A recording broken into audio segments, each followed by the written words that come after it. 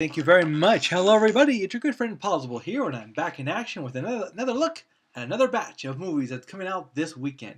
You know, I have got to admit, 2015 has not been a good year, and this next batch of movies proves it. While we get ready for the next batch, let me tell you one quick thing. I'm going to give you a secret now. A secret about movie making that nobody really talks about, but it's true. There's something in every movie called the secret question.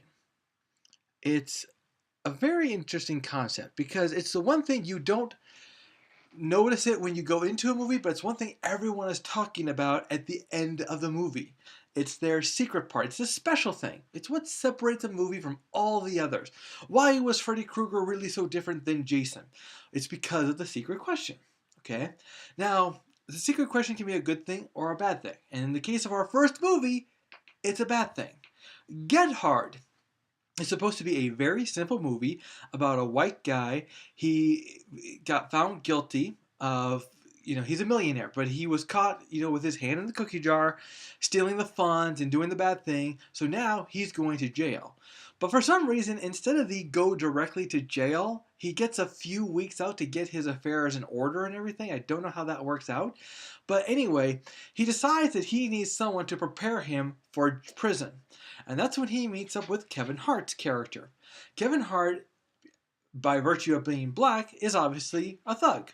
So Will Ferrell hires him to teach him how to be in prison, how to survive in prison, and all that.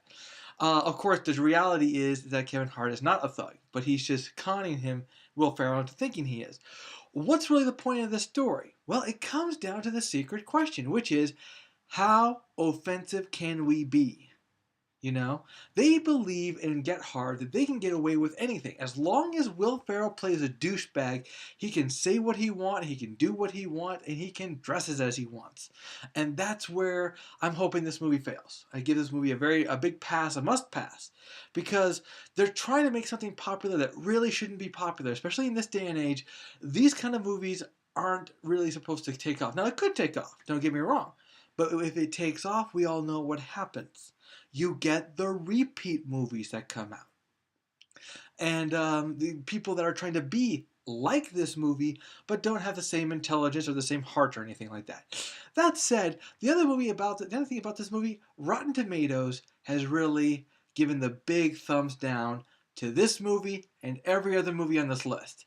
So if you're not sure about the other movies and you just want to skip everything, just skip now and know that all of them suck, which is a real shame. This one I hear is funny, but it's also very offensive. And so, people were laughing, but they felt kind of bad about themselves for laughing because they were laughing at things they felt they shouldn't have. But we'll see how it all pans out. In the meantime, next one, Home. Oh my goodness gracious. When I saw the trailer for Home, I had seen it before many times. These are movies that want to have heart, that want to have a point, and they just want to have fun. But in the meantime, you really get bored with it. It starts off, we meet this alien named O. And he's just like every other character you've ever met in these movies. He's an outcast, but he's very smart and very charming and does silly things. But there's this fish out of water story about it too, where after doing a lot of bad things on his planet, blowing things up and throwing things in people's faces, he gets exiled. More like he becomes a fugitive. So he runs away from his planet to come to our planet, where he meets up with a young lady played by Jennifer Lopez. Yes, that should scare you.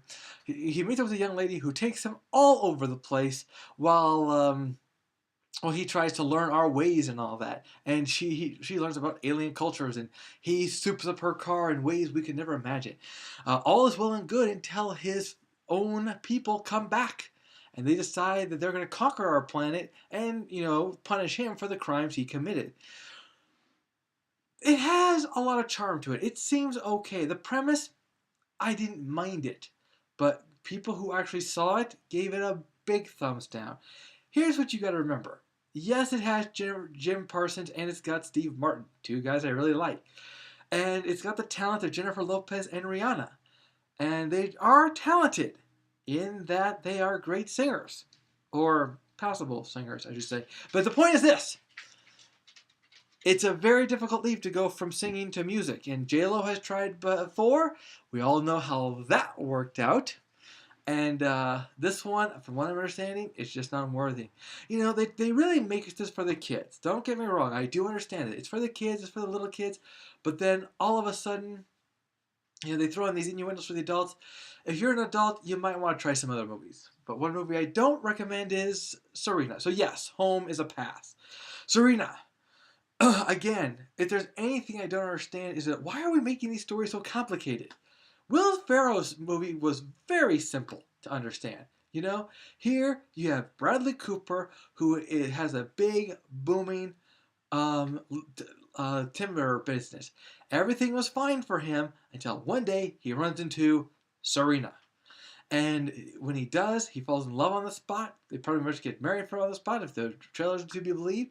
And things start to go downhill from there. Now, from what I'm understanding, it's really nothing wrong with her.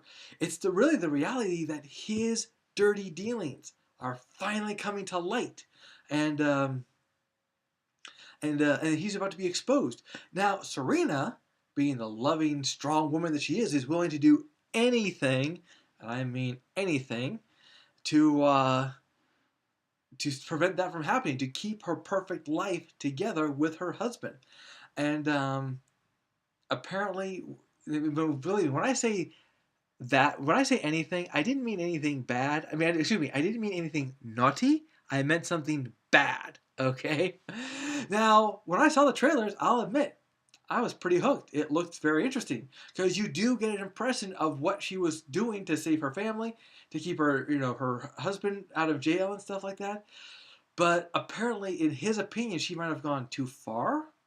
And he, you know, the drama, the conflict of what these people have done to prevent tragedy from coming to their lives looked interesting, looked good. I would have given it a seen it under normal circumstances. But these are not normal circumstances. You see, in Serena, this is a movie that was supposed to come out last year, you know? This is one of those movies they shelved for a while. And yes, on Rotten Tomatoes, just like with the other two, it's being ripped to shreds. They're all rotten here. Every movie I've talked about so far is rotten. So it gives me a shame. And it's with a heavy heart that I do give this movie a pass. I give all these movies a pass. I give Get Hard a must pass. But I really feel bad because it looked like it was good. It has some really talented people in this movie. So I was just as shocked as anyone to have to give these movies that kind of degree. But it is what it is, and we have to move on. All right, guys, that's it for me today. We will see you at the theaters.